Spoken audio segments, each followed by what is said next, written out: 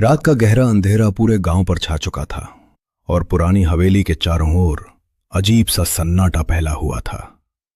तीन दोस्त साहस जुटाकर हवेली के बड़े लोहे के दरवाजे तक पहुंचे, जो अचानक धीरे धीरे अपने आप खुलने लगा। अंदर कदम रखते ही ठंडी हवा ने उन्हें घेर लिया, जैसे दीवारें भी उन्हें घूर रही हों। ऊपरी मंजिल से किसी के चलने की हल्की आहट सुनाई दी और काव्या के चेहरे पर डर साफ झलकने लगा। अर्जुन ने हिम्मत दिखाते हुए सीढ़ियों पर कदम रखा और हर कदम पर लकड़ी की सीढ़ियां चरमराने लगीं। बीच में लटका पुराना झूमर बिना हवा के तेजी से हिलने लगा और कांच के टकराने की भयावह आवाज गूंज उठी। समीर ने टॉर्च ऊपर घुमाई। दीवार पर एक परछाई तेजी से सरकती दिखी और फिर अचानक गायब हो गई। काव्या को लगा जैसे किसी ने उसके कंधे को छू लिया हो, लेकिन पीछे मुड़कर देखा तो वहां सिर्फ अंधेरा था। ऊपर के कमरे का दरवाजा आधा खुला था और भीतर से रहस्यमयी हल्की रोशनी झलक रही थी। जब दरवाजा पूरी तरह खोला गया तो कमरे के बीचों बीच रखी कुर्सी धीरे धीरे अपने आप हिल रही थी। धूल भरे फर्श पर ताजा पैरों के निशान साफ दिखाई दे रहे थे, लेकिन वे अचानक दीवार के पास जाकर गायब हो गए। अर्जुन ने दीवार को ध्यान से छुआ और एक खोखली जगह महसूस की। तभी एक छुपा दरवाजा धीरे से खुल गया। दरवाजे के पीछे एक संकरी अंधेरी गलियारा था, जहां ठंडी हवा बह रही थी। उनकी टॉर्च की रोशनी कांप रही थी और दीवारों पर अजीब परछाइयां हिल रही थीं। जैसे जैसे वे आगे बढ़ते गए, गलियारा असामान्य रूप से लंबा होता गया, मानो कभी खत्म ही न होगा। अचानक पीछे का छुपा दरवाजा जोर से बंद हो गया और वे उस ठंडे अंधेरे रास्ते में फंस गए। काव्या को आगे से किसी ने उसका नाम फुसफुसाकर पुकारा, जबकि उसके दोनों दोस्त उसके बिल्कुल पास खड़े थे। The wall, it's getting wet. Look at that stain.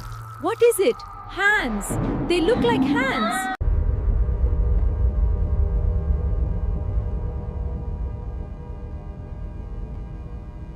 Arjun ने कांपते हाथों से पुरानी धूल भरी डायरी उठाई और उसके पन्ने अपने आप तेजी से फड़फड़ाने लगे। पहले पन्ने पर लाल स्याही से चेतावनी लिखी थी कि जो यहां आएगा वो कभी वापस नहीं जा पाएगा। समीर ने घबराकर चारों ओर देखा। तभी दीवारों पर लगी तस्वीरों की आंखें अजीब तरह से चमकने लगीं। अचानक कमरे की लाल रोशनी और तेज हो गई और फर्श पर एक रहस्यमयी गोल चिन्ह उभर आया। काव्या ने डरते हुए अगला पन्ना पलटा, जिसमें हवेली के मालिक की खतरनाक कहानी लिखी थी। डायरी में लिखा था कि मालिक ने अमर होने के लिए एक भयानक अनुष्ठान किया था। जैसे ही ये पंक्ति पढ़ी गई, कमरे में तेज हवा चलने लगी और दरवाजे जोर से कांपने लगे। फर्श पर बना चिन्ह चमकने लगा और उसके बीच से काला धुआं धीरे धीरे उठने लगा। धुएं के भीतर एक डरावनी आकृति बनने लगी, जिसकी आंखें अंगारों की तरह जल रही थीं। तीनों दोस्त पीछे हट गए, जबकि वो भयानक परछाई धीरे धीरे उनकी ओर बढ़ने लगी। काली परछाई अब साफ दिखाई दे रही थी। उसका चेहरा दर्द और गुस्से से भरा हुआ लग रहा था। अर्जुन ने हिम्मत करके पूछा, तुम कौन हो? तभी भारी गूंजती आवाज पूरे कमरे में फैल गई। उस आवाज ने कहा कि वो इस हवेली का श्रापित मालिक है, जो अधूरे अनुष्ठान के कारण यहां फंसा है। समीर ने घबराकर डायरी के पन्ने तेजी से पलटे। शायद मुक्ति का कोई उपाय उसमें लिखा हो। अंतिम पन्ने पर चेतावनी थी कि मुक्ति के लिए वही अनुष्ठान दोबारा पूरा करना होगा। अचानक दीवारों पर बने रहस्यमयी प्रतीक लाल रोशनी में चमकने लगे, जैसे अनुष्ठान शुरू हो गया हो। काव्या ने कांपती आवाज में लिखे मंत्र पढ़ने शुरू किए और कमरे की हवा तेजी से घूमने लगी। फर्श पर बना लाल चिन्ह तेज चमकने लगा और काली परछाई दर्द से चीख उठी। पूरी हवेली जोर से हिलने लगी, छत से धूल गिरने लगी और दीवारों में दरारें पड़ गईं। एक तेज चमक के बाद सब कुछ शांत हो गया और वहां सिर्फ राख का छोटा सा ढेर बचा था। कमरे में गहरी खामोशी छा गई, जैसे हवेली किसी भयानक सच का इंतजार कर रही हो। अर्जुन ने डरते हुए राख के ढेर को छुआ। तभी उसमें हल्की सी हरकत दिखाई दी। राख के भीतर से एक काली चमक उठी और धीरे धीरे हवा में तैरने लगी। काव्या घबराकर पीछे हटी, लेकिन कमरे का दरवाजा अपने आप बंद हो चुका था। समीर ने पूरी ताकत से दरवाजा खोलने की कोशिश की, पर वो बिल्कुल भी नहीं हिला। अचानक हवा बर्फ जैसी ठंडी हो गई और दीवारों पर रहस्यमयी निशान फिर चमकने लगे। वही काली चमक अब एक बड़ी डरावनी परछाई में बदलने लगी, पहले से भी भयानक रूप में। उस परछाई की आंखें लाल आग की तरह जल रही थीं और उसकी आवाज गूंज उठी। उसने कहा कि अनुष्ठान फिर गलत हुआ है और अब श्राप पहले से ज्यादा शक्तिशाली है। तीनों दोस्त समझ गए। काली परछाई ने अपने हाथ फैलाए और पूरे कमरे में गहरी अंधेरी धुंध फैलने लगी। अर्जुन ने घबराकर डायरी उठाई और तेजी से उसमें कोई मददगार पंक्ति खोजने लगा। अचानक खाली पन्नों पर लाल अक्षर अपने आप उभरने लगे, जैसे कोई अदृश्य शक्ति लिख रही हो। उन अक्षरों में लिखा था कि श्राप की असली जड़ हवेली के तहखाने में छिपी है। समीर ने खिड़की से बाहर झांका, लेकिन बाहर केवल गहरा काला अंधेरा दिखाई दे रहा था। काव्या ने साहस दिखाते हुए कहा कि उन्हें तहखाने तक पहुंचना ही होगा, चाहे खतरा कितना भी बड़ा हो। अचानक फर्श के बीच दरार पड़ी और नीचे जाती पुरानी सीढ़ियां धीरे धीरे दिखाई देने लगीं। तीनों दोस्तों ने एक दूसरे का हाथ थामा और कांपते कदमों से अंधेरे तहखाने की ओर उतरने लगे। तहखाने की दीवारें नम और टूटी हुई थीं और हर तरफ रहस्यमयी फुसफुसाहट गूंज रही थी। सीढ़ियों के अंत में एक भारी लोहे का दरवाजा खड़ा था, जिस पर पुराने खून जैसे निशान जमे थे। शायद हजारों साल। ध्यान से, यहाँ कोई और भी हो सकता है। ये जल नहीं रहे हैं। इनमें आग नहीं है। ये एक चमत्कार है। अरे ये कैसी डरावनी तस्वीरें हैं। हाँ, एक प्राचीन अनुष्ठान देखो, बलि चढ़ रही है। हाँ, लेकिन वो चिन्ह देखो। देखो, ये कैसा पत्थर है। ये धड़क रहा है। काव्या, रुको, ये सुरक्षित नहीं है। देखो, वही काला पत्थर। श्राप का असली स्रोत यही है। नहीं, ये नहीं हो सकता। हमें कुछ करना होगा। दरवाजा कैसे बंद हो गया? हमें बाहर निकलने का रास्ता ढूंढना होगा। ये कोई साधारण आवाज नहीं है। फिर से ये पहले से कहीं अधिक शक्तिशाली है।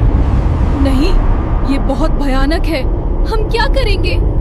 दादा, जब तक काला पत्थर सुरक्षित है। अर्जुन धीरे धीरे वेदी की ओर बढ़ा और काला पत्थर तेज धड़कते दिल की तरह कांपने लगा। जैसे ही उसने पत्थर को छूने की कोशिश की, अदृश्य शक्ति ने उसे जोर से पीछे धक्का दे दिया। काव्या ने डायरी में खोजा और पाया कि पत्थर को केवल पवित्र मंत्रों से कमजोर किया जा सकता है। समीर ने कांपती आवाज में मंत्र पढ़ना शुरू किया और तहखाना हल्के कंपन से गूंजने लगा। काला पत्थर लाल से नीली रोशनी में बदलने लगा, मानो उसकी शक्ति धीरे धीरे टूट रही हो। अर्जुन ने साहस जुटाकर लोहे की छड़ उठाई और पूरी ताकत से पत्थर पर वार किया। पहले वार से पत्थर में दरार पड़ी और तेज चमक के साथ डरावनी आवाज गूंज उठी। तीनों ने मिलकर दूसरा वार किया और पत्थर में गहरी दरारें फैलती चली गईं। अंतिम जोरदार वार के साथ काला पत्थर टुकड़ों में बिखर गया और सफेद रोशनी चारों ओर फैल गई। रोशनी! क्या हुआ? चुप रहो। वहां कोई है। ये बस टूटे हुए पत्थर हैं। इनमें कोई ताकत नहीं बची।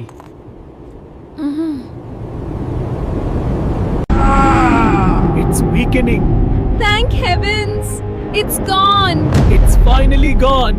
We are safe. देखो, ये संकेत फीके पड़ रहे हैं। ये अच्छी बात नहीं है। वे गायब हो रहे हैं। हमें जल्द ही कुछ करना होगा।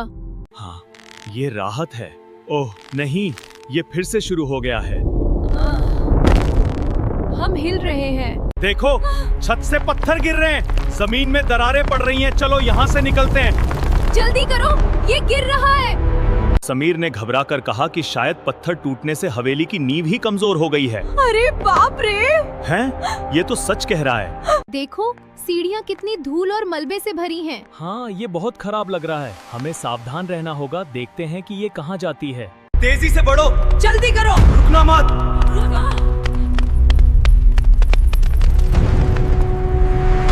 हम पहुंच गए। नहीं, दरवाजा अपने आप बंद हो गया है।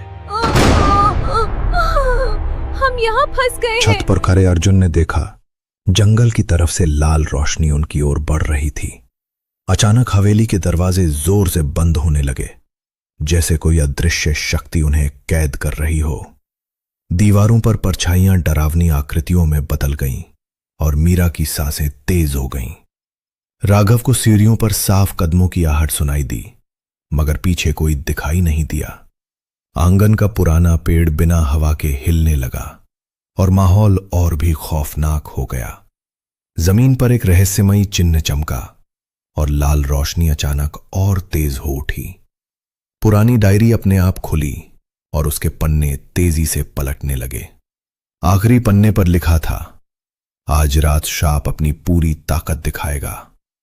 दीवारों में दरारें पड़ने लगीं और एक डरावनी हंसी पूरे हॉल में गूंज उठी। तीनों दोस्तों ने एक दूसरे का हाथ कसकर पकड़ा, क्योंकि असली डर अब शुरू होने वाला था। आगे क्या है? नहीं, ये सच नहीं हो सकता। हमें यहीं रुकना चाहिए।